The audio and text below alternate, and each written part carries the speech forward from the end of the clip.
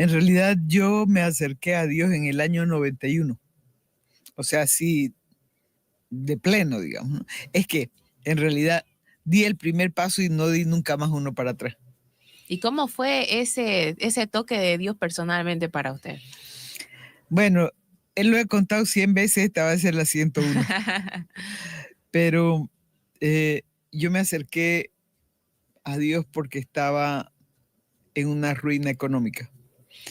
Mi esposo 5 años no tenía trabajo y las cosas se nos pusieron demasiado difícil porque tenía una obligación de aproximadamente $600,000 de ese entonces, que era bastante dinero. Y bueno, tuve que trabajar de taxista, porque a mí barrer, planchar y cocinar no me gusta. Entonces, pero sí manejaba y hice de taxista. Fui la primera mujer taxista en Santa Cruz. Y subió un joven y me habló de Dios. Me llamó la atención porque en un principio la verdad que no le presté atención como debería, más bien me molestó. Pero después me llamó la atención, uno, que era joven y los jóvenes casi no les gusta hablar de Dios. El segundo elemento era que era hombre y a veces los hombres no les gusta hablar de Dios. Y tercero, que la dirección que me dio era la Elvira de Mendoza en la zona sur, que era un barrio en ese entonces quizás uno de los mejores, digamos, de Santa Cruz. Entonces, me llamó la atención esa combinación de las tres cosas, ¿no? Y, y 3 días después, él me habló de la renovación carismática, de la mansión específicamente del padre Cris. Y 3 días después me robaron la radio. Y para mí mi radio, o sea, estoy hablando del aparato de radio con la que uno se comunica con la central, porque como le dije, era radio móvil. Entonces, con ese, era mi instrumento de trabajo. Además del vehículo, era la radio. Y yo no tenía para comer, peor para comprarme otra radio. Y en ese entonces eran solo Americana, Pioneer, me acuerdo la marca, y Yuasa, que eran eh, japonesas. No había radios chinas en ese entonces. y, y costaban entre 900 y $1,200. Y eso era demasiado dinero. Si yo trabajaba para comer. Entonces, ahí me acordé del testimonio. Por eso yo digo, la fuerza del testimonio es increíble. Porque un testimonio es lo que Dios ya hizo. Es contar lo que Dios ya hizo, hechos palpables, digamos. O sea, ya hay un testigo de que esto pasó. Entonces, cuando el muchacho me dio el testimonio, me parecía increíble. No lo creí, por eso digo increíble, no creíble, no era creíble. Que a sus papás habían perdido casi todo por sanar a su hermana y que ahora su hermana tenía pestañas grandes y cabello que se le había caído todo y que todo estaba muy bien. No le di importancia, pero cuando me robaron la radio me acordé y pasé por la mansión. Yo no conocía la mansión, pero justamente pasé por ahí y vi el letrero ahí, la mansión, y entré, sería más o menos 10 de la mañana. Y yo trabajaba con mi hijito menor en la falda. Y ahora mi hijo ya tiene 34 años. O sea, estamos hablando de, como le digo, el 91 más o menos, 90, 91. Y vi la mansión y paré, porque me acordé del testimonio. Bajé, pregunté por el padre Cris y me dijeron que pase. Después la gente me decía, no puede ser, porque para el padre Cris la gente hacía cola desde las 6 de la mañana. Sí.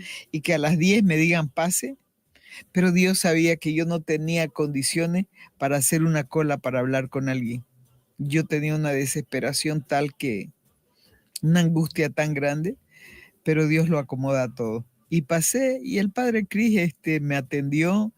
Yo le dije, padre, yo soy taxista y me acaban de robar mi radio con la que me comunico con la central, y empecé a llorar y él, ¡oh, taxista! Claro, era la novedad, ¿no? Claro, porque no había mujeres taxistas, entonces, y él me impuso las manos y oró. No me regaló ni un peso, le aclaro. No, pero yo salí tranquila, resignada.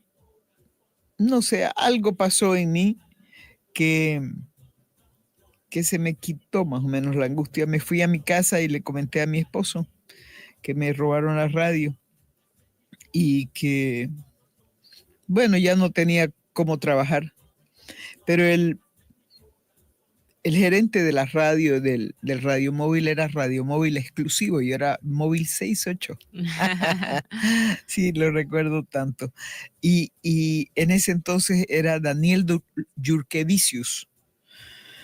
Él era el gerente de la radio, del radio móvil. Y él me dijo, Sandra, no te salgas, yo te voy a prestar una radio.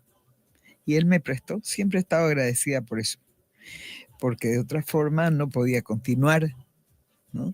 Y bueno, hice de taxista unos 4 meses, porque nuestro ingreso más importante era por agricultura. Pero en agricultura usted pone, y después de 6 meses, si Dios quiere, sale, si no, no. Claro. Entonces, él me dio la chance de que yo pueda seguir sustentando a mi familia porque me prestó la radio. Entonces, esa fue mi primer contacto con Dios, digamos así. Obviamente que mi mamá me llevó siempre, a mí, a mis hermanos, nos llevó a todos, digamos, los padres siempre lo llevan a uno a Dios. Bueno, no siempre, pero la mía sí. Pero hay un momento que uno se aleja. No todos, pero en mi caso yo me alejé. Me alejé del Señor y bueno, cuando uno está lejos de Dios sufre, ¿no? Por eso pasé todas las cosas que pasé, pero bendigo a Dios porque después de eso tuve este encuentro que fue mucho más profundo, fue mucho más, que le puedo decir, consciente. Ya no era porque mi mamá me llevó, sino porque Dios me llamó, y gracias a Dios que reconocí su voz. Yo estaba ya segura de que era el Señor. Y después, bueno, después es un caminar largo y lo sigo conociendo cada vez más. Uno nunca deja de conocer a Dios cada vez más. Entonces, pero bendigo a Dios por ese comienzo. Después una amiga ya me invitó específicamente a la mansión. Yo pensaba que eran protestantes. Y yo le dije, yo soy fiel a mi marido, a Blooming y a mi iglesia, le dije. Entonces me dijo, somos católicos, porque a mí me habían dicho que ahí levantaban las manos, que cantaban, o sea, más o menos prácticas pentecostales, protestantes, digamos así, que eso no era lo tradicional en la iglesia católica. Entonces, pero me dijo, hay sacerdotes, y claro, me acordé que el que me atendió a mí fue un sacerdote. Entonces accedí y llegué al bendito grupo de lunes. Es el grupo más antiguo en la mansión, el grupo de oración de los días lunes. Yo ahora tengo el privilegio de ser parte del grupo de lunes. Pero todas las personas que se pusieron ahí al frente hablaban de mi vida. Como si la conocieran. Claro, yo tuve una experiencia muchos años más tarde en Colombia. Gui me llevó para acompañarla a unas predicaciones, y había una mujer espectacular, Rosita Severich. Ella, no sé si se acuerda acá de la hermana Esther Suárez. Sí. Esos dones potenciados los tenía ella. Y ella, cuando yo empecé a orar con ella, ella me dijo, el reloj, tu reloj. Dice el Señor que ese reloj era de tu marido, me dijo. Y ella, en Colombia, nunca me había, no sabía nada de mí. Y luego me dijo otra cosa, a vos no te gustan los gatos. Y evidentemente a mí no me gustan los gatos, nunca me gustaron los gatos, le tengo como alergia y miedo. Y, y me dijo, has tenido una mala experiencia con un gato negro. Si quieren saber más del gato negro, lean el libro de Guy Roda que se llama Sin mérito alguno. Ahí está ese testimonio. y, y bueno, ella me fue diciendo cosas increíbles y me dijo, eso, porque uno se pregunta, ¿cómo sabe esta mujer? Y ella me dijo, eso es para que Dios quiere que sepas que Él te conoce. Por eso te revela cosas que solo vos sabés. Me pareció fantástico. Y sí, solo Dios puede saber algunas cosas, sobre todo los sentimientos. Había pasado una cosa muy, muy sui generis la noche anterior. Gugi me estaba hablando justamente de esta señora y de sus dones. Yo manifesté mi interés por conocerla y entre la conversación que tuvimos con ella esa noche, yo le pregunté que yo le dije que sabía que en qué estaba pensando, porque ella estaba mirando al techo, al cielo raso, y yo le dije, yo sé qué está pensando. Y me dijo, no sabes. Yo le dije, sí sé. ¿Qué me dijo? En Federico, le dije, porque ella es enamorada de Federico, ¿no? No era porque Dios me lo dijo, sino porque conocía de su enamoramiento, digamos, continuo. Entonces, y él ya se rió y me dijo, sí. Bueno, le dije, usted vuelve a Santa Cruz y lo abraza. Yo ya no tengo a quien abrazar, porque ya yo estaba viuda. Y entonces me dice, Sandra, no te quejes, me dijo, él te amó. Y yo la miré y le dije, Gui, yo sé cuánto lo amé, pero nunca voy a saber cuánto él me amó. Uno no puede medir el sentimiento de otra persona, sino solo el propio. Y ella me dijo, Sandra, te amaba.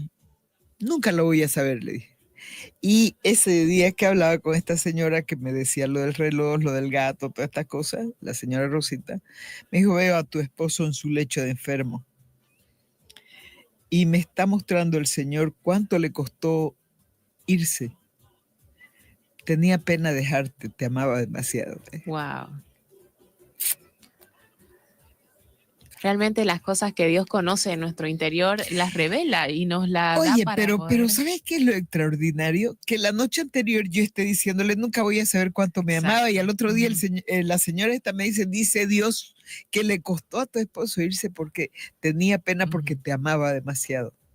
Ya la respuesta estuvo ahí. Dios es así.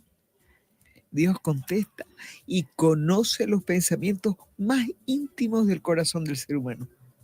Es así. Por eso también nos emociona mucho saber que hay personas que se abren a esta gracia, ¿no? A escuchar, Sí. a escuchar la voz de Dios para tocar la vida de alguien más. Y precisamente queríamos compartir con usted cómo es el dejarse abrir a esa gracia, poder permitirle a Dios usarla ahora también a usted para impactar, por ejemplo, me imagino que en primera instancia la vida de su familia y posteriormente también la vida de otras mujeres y otros varones para que se acerquen más al Señor. Hay una palabra que a mí me encanta que dice, me seduciste, Señor, y me dejé seducir por vos. El Señor te seduce, el Señor te llama, el Señor te muestra tu amor, su amor. Depende de nosotros abrirles la puerta, como dice Apocalipsis. Mira, yo estoy a la puerta y llamo. Si vos me abrís, entro a comer con vos y vos conmigo, ¿no?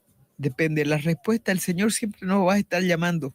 Siempre nos va a estar esperando como el hijo pródigo ahí, esperando en el camino. Depende de nosotros el sí. Depende de nosotros. Entonces, eso es lo fantástico, por ejemplo, de la radio.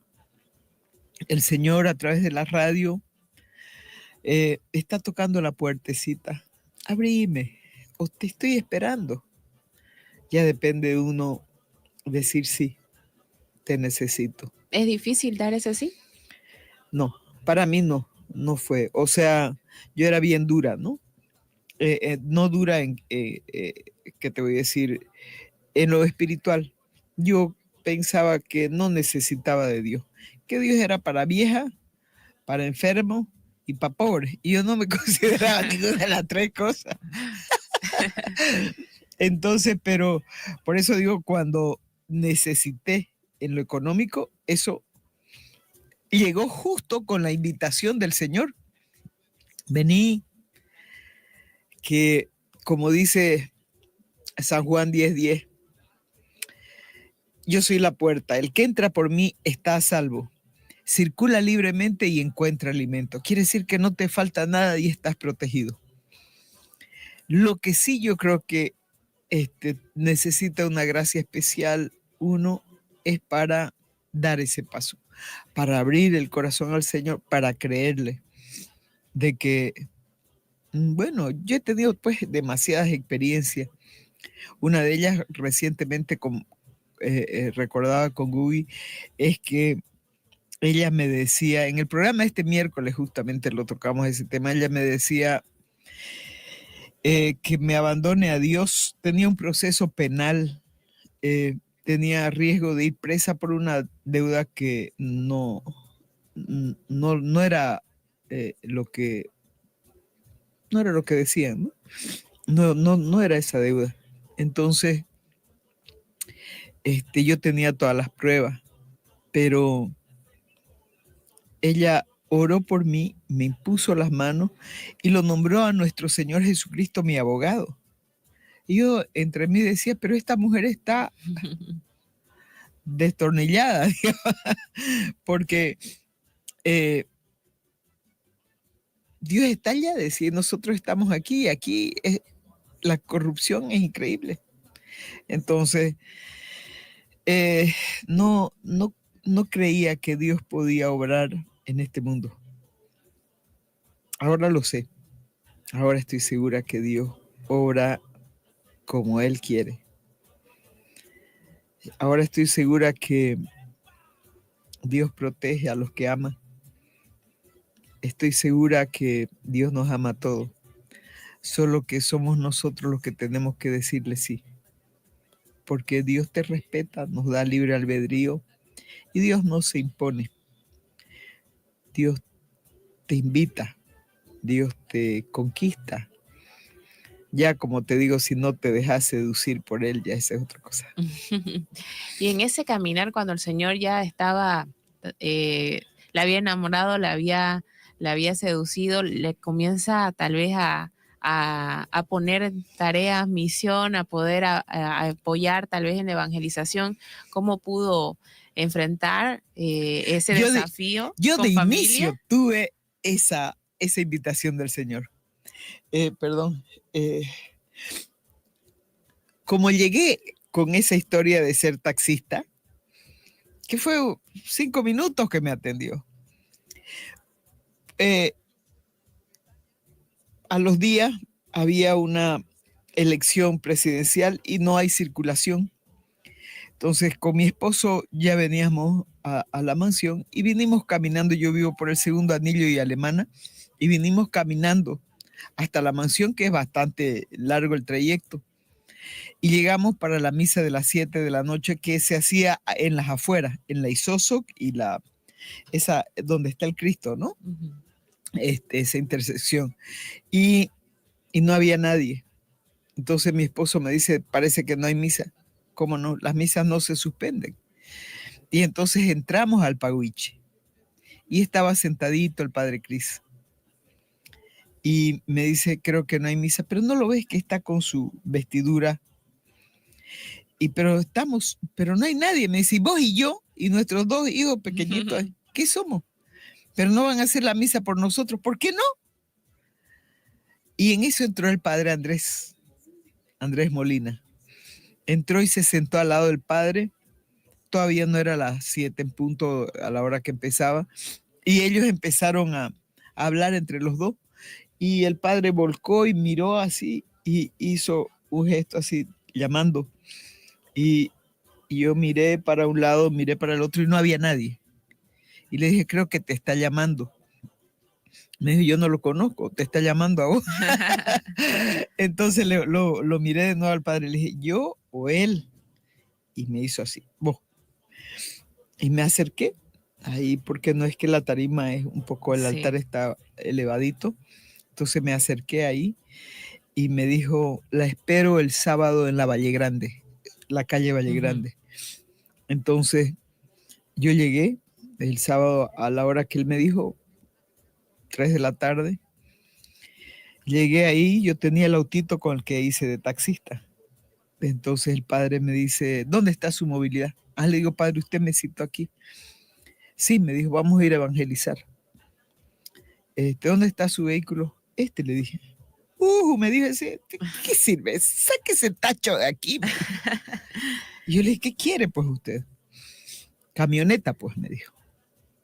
No es que tengo gente y tengo equipo, que entre de su tacho ese, me dijo.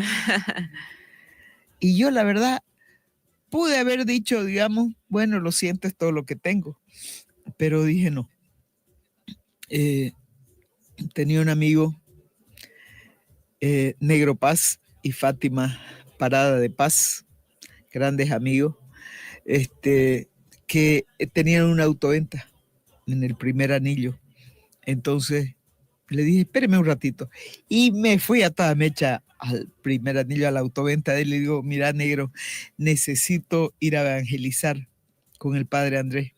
¿Me puedes prestar una de tus camionetas? Porque ahí tenía hartas camionetas. Me dijo, claro, llévatela esa. Y me la llevé y dejé ahí mi auto. Me la llevé y le digo, padre, eso pues, me dijo. Entonces nos fuimos a evangelizar a un pueblito, no recuerdo dónde. ¿Pero usted no había tenido ningún contacto con el padre anteriormente? Nunca, no era mi amigo.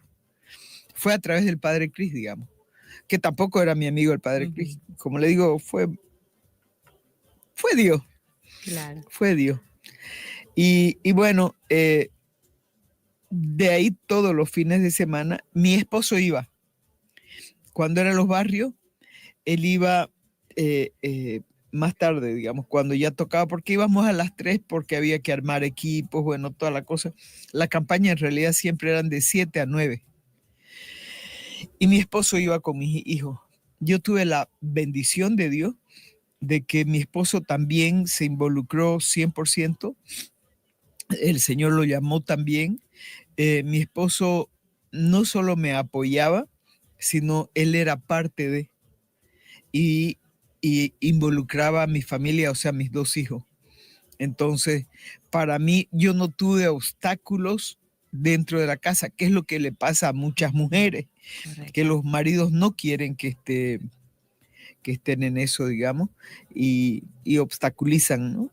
Entonces mi marido no, mi marido me apoyaba y él, como le digo, también predicaba. El otro día estuvimos con mis hijos viendo, eran unos Betacam antes, ¿se acuerda de esos cassettes grandes? Sí. Y mi hijo lo ha digitalizado y ha pasado algunas prédicas de mi esposo y unas enseñanzas actuales, obviamente, hermosísimas. Entonces, él era parte de, o sea, el Señor nos llamó como familia.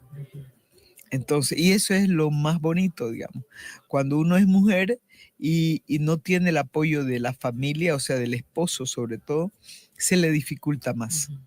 Entonces, en esos casos, digamos, la gente me pregunta, ¿y si el esposo no la apoya? Hubo una enseñanza grandísima que me dijo el padre Cris, era con relación a los diezmos. Mi esposo quería dar la mitad de un diezmo y yo había comprometido el total de unos diezmos y yo llevé el total. Y el padre me dijo, no, haga lo que su esposo dice. La bendición viene por el esposo, me dijo. Claro que a las mujeres no nos gusta escuchar eso. La bendición viene por el esposo, me dijo. Deje que Dios toque el corazón de su esposo. Y Dios lo tocó. Y Dios lo tocó, entonces él se abrió a la gracia también. ¿Ya? Entonces, eso facilitó muchísimo. Después él mismo llevó el resto del diezmo al sacerdote, ¿no? Entonces, si uno no tiene, cuando me preguntan si no tiene el apoyo, haga lo que el esposo diga y ore para que el Señor toque al esposo. Puede ser al revés. Si usted es el llamado y la esposa no apoya, ore para que el Señor llame a la esposa. porque los dos tenemos que estar de acuerdo. Entonces, en ocasiones, por ejemplo, eh, si usted trabaja, porque hay otra dificultad que tenemos las mujeres. Ahora, los roles ya no están marcados como antes. El esposo trabajaba y la esposa cuidaba del hogar y enseñaba a los hijos y todo. Ahora, los dos tienen que trabajar, en muchos casos. Entonces, uno por el costo de vida, otro por el feminismo.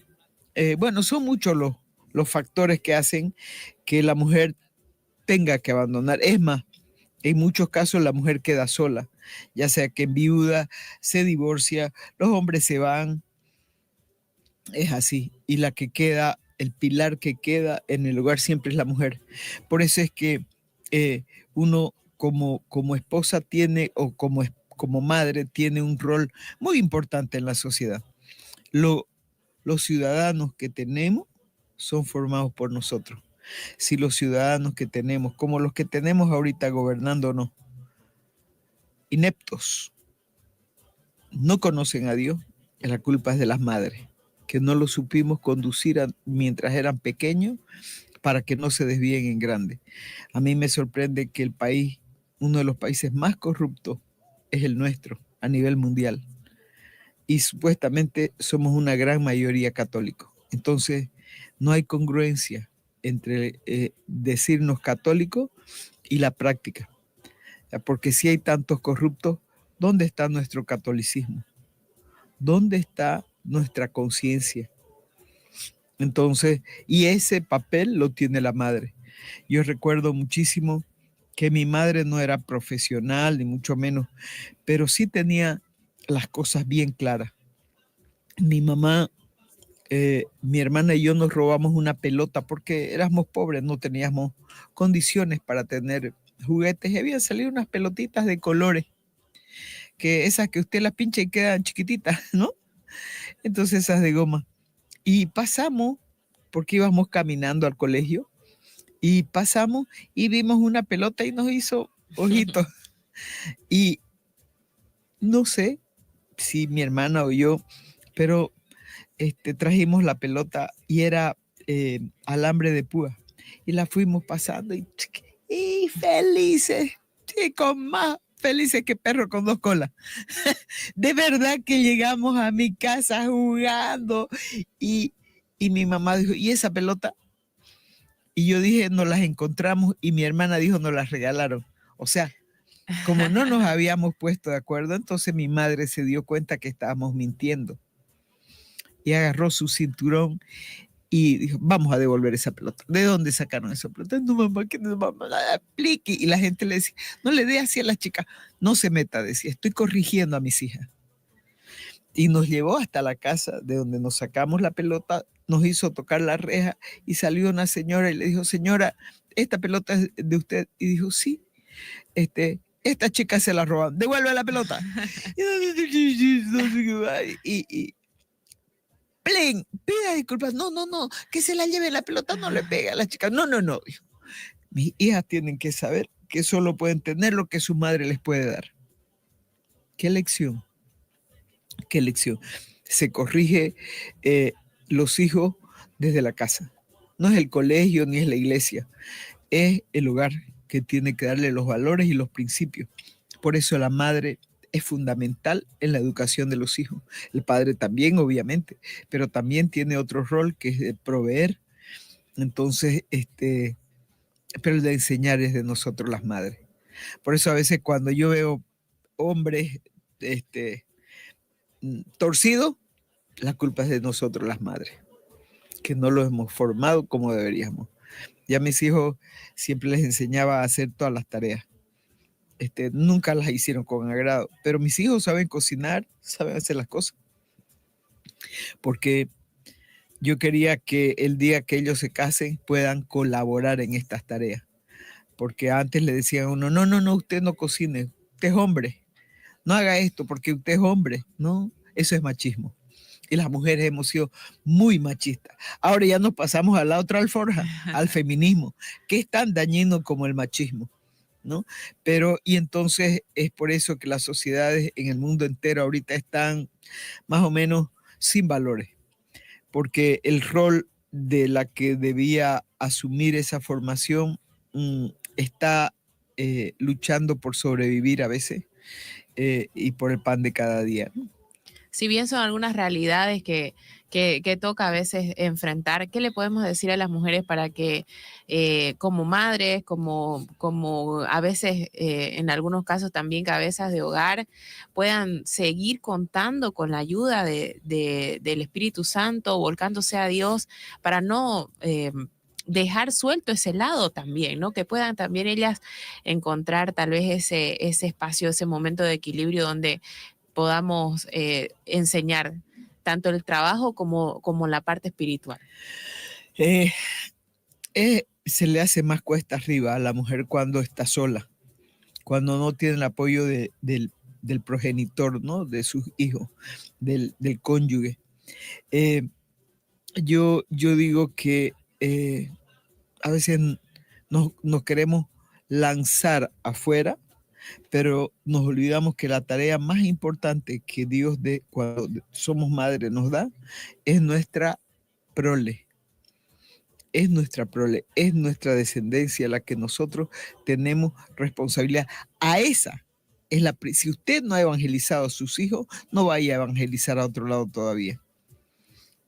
Primero encarrile su casa, después, si eso marcha bien, puede uno mirar para otro lado. Pero si usted no tiene el apoyo y es usted sola, la mejor evangelización que va a hacer es en su familia, por una parte. Y por otra parte, si todos hiciéramos este rol que Dios nos ha encomendado, ya, estamos cumpliendo la evangelización a cabalidad. Porque si todos nos encargábamos de nuestra familia, no hubiera las sociedades que tenemos ahora. Y eso es por la irresponsabilidad de los padres, de no llevar a sus hijos a Dios, de no enseñarle principios y valores evangélicos. Eso, si uno evangeliza a su casa, está cumpliendo con Dios. Entonces, después Dios nos da, por ejemplo, ahorita mis hijos están grandes, pueden valerse por sí solos, entonces yo puedo ahora dedicarme, ya tampoco no tengo mi esposo, puedo dedicarle más tiempo a eso. Pero si uno abandona al esposo, por ahí usted está evangelizando a medio mundo, pero se quedó sin marido porque no lo atendió como debería su hogar. Entonces, o también muchos hijos están, sí, la hermanita, el hermanito son muy buenos, pero ¿y su casa qué? Por eso es que la primera evangelización que debe hacerse es en el hogar. Si Dios lo quiere a usted afuera, lo va a hacer. Usted hablaba hace un rato. Usted puede ser evangelizador aportando a la radio. Sí, aquí hay gente que ya pasó la etapa de desprenderse de seres queridos y estamos aquí, digamos, a tiempo completo en el sentido de que no es que trabajemos aquí 24 horas, 8 horas al día, ni nada que ver, pero el tiempo que damos es el tiempo que Dios nos ha regalado ya para esta obra. Entonces, o sea, cuando usted aporta, por ejemplo, para que otros evangelice, usted está evangelizando, lo decía usted ahora mismo al empezar el programa. Aparte de eso, quiero decirle que la patrona de la evangelización nunca salió a la esquina, lo hizo solamente orando por los que sí podían hacerlo. Entonces, y ella es patrona de la evangelización, porque oraba por todos los misioneros, oraba sin descanso. Entonces, se puede aportar de esa forma, evangelizando con lo que tengo o evangelizando, ya si tengo económicamente bien, si no, hágalo con la oración igual, que si usted ora para que la radio Betania tenga los aportes que necesita esta radio a continuar, si usted no tiene una monedita para dar, mejor si es billete, ¿no? Pero puede orar para que el Señor toque los corazones de las personas que sí pueden aportar para que esta obra no pare. Le agradezco mucho, querida hermana Sandra, por acompañarnos esta mañana, por darse el tiempo también de contar su historia y contarnos también esa experiencia que nos ilustra muchísimo a las mujeres que estamos escuchando y viendo ahora por redes sociales y que nos estamos animando también a hacer ese acto generoso de dar para que la evangelización continúe, para que Jesús pueda seguir tocando más corazones y la radio pueda cumplir con esta misión evangelizadora. Gracias por estar con nosotros. Gracias a ustedes por la invitación.